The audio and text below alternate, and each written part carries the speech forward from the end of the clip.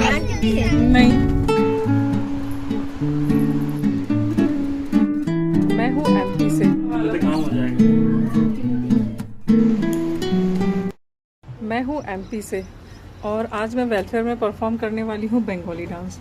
देखते हैं एक एमपी वाले बंगाली डांस को कितना क्या बोलेंगे उसको, कितना अच्छे से परफॉर्म कर पाते हैं। तो वेलफेयर में आज परफॉर्म करने वाले हैं हम बंगाली डांस, कुछ गाने भी हैं।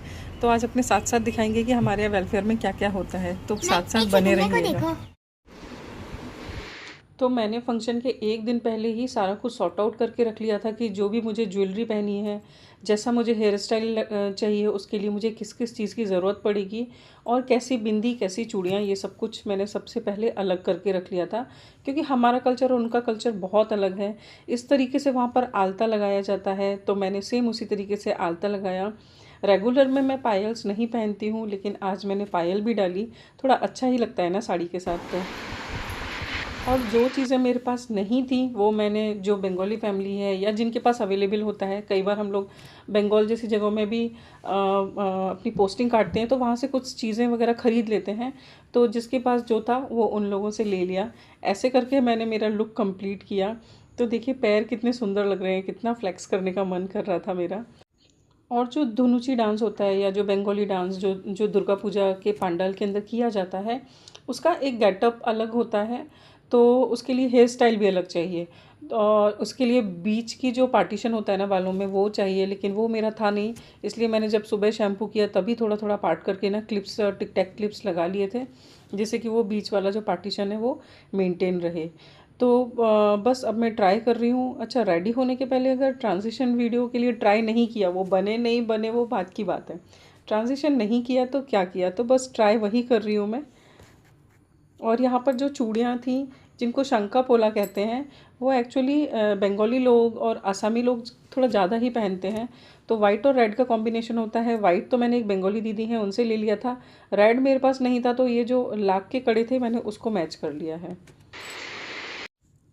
क्योंकि मेकअप में मुझे एम भी नहीं आता, इसलिए मुझे रेडी होने के पहले बहुत सोचना समझना पड़ रहा था कि मैं पहले क्या करूं, मैं पहले कैसे रेडी हूं। तो मैं धीरे धीरे सोचा कि चलो ठीक है, पहले आलता लगा लेती हूँ, अब थोड़े कंगन पहन लेती हूँ, और अब क्या करती हूँ तो थोड़ा ड्रेसअप कर लेती हूँ।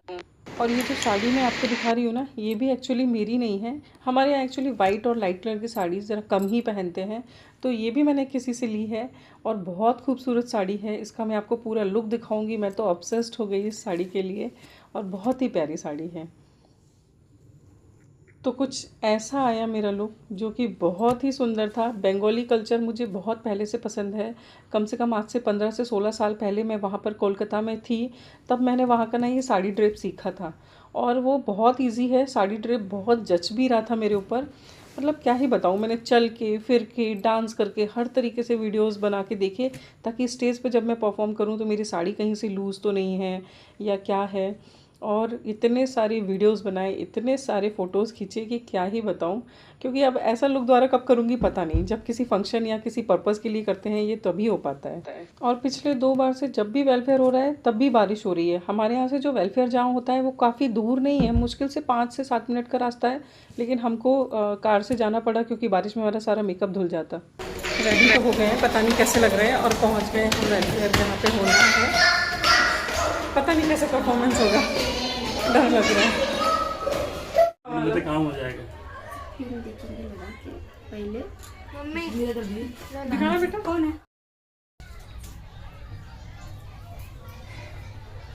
सारे के सारे बंगाली बन के बैठे हैं। अभी लेना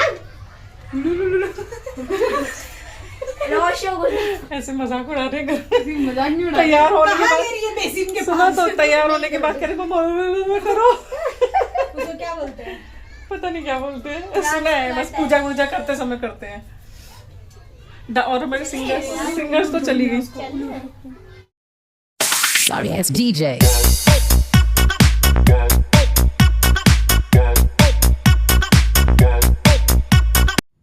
सभी कंटेस्टेंट ने अपनी अपनी जगह ले ली थी। वेलफेयर स्टार्ट हो चुका था और यहाँ पर हो रहा है सिंगिंग।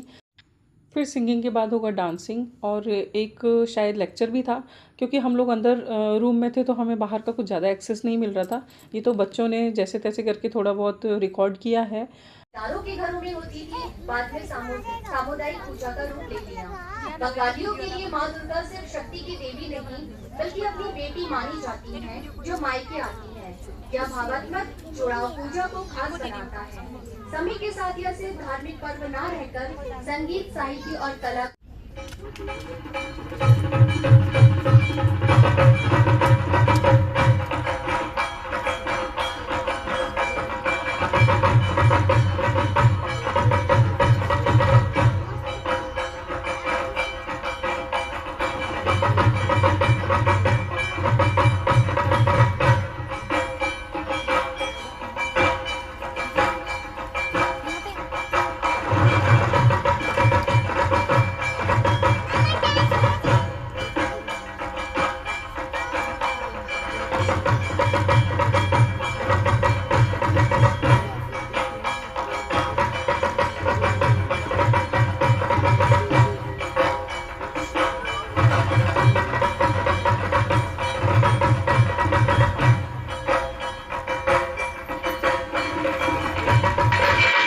परफॉर्मेंस का तो पता नहीं, लेकिन हमारे लुक्स की, हमारे गेटअप की बहुत तारीफ़ हुई, बहुत तारीफ़ हुई।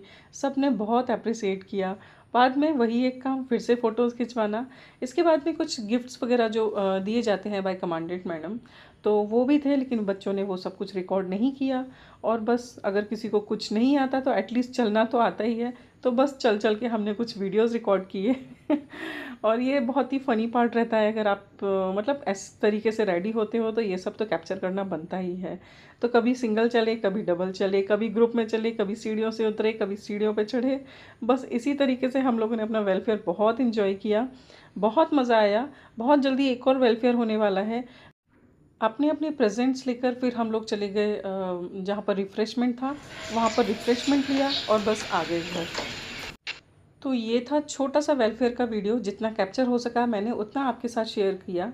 अगर आपको वीडियोस पसंद आ रहे हैं तो प्लीज़ लाइक करें, अगर चैनल पर नए हैं तो सब्सक्राइब करना ना भूलें, और बेल आइकन दबाना तो ना ही भूलें। बाप रे, कितनी टंग स्लिप हो रही है। Bye and take care.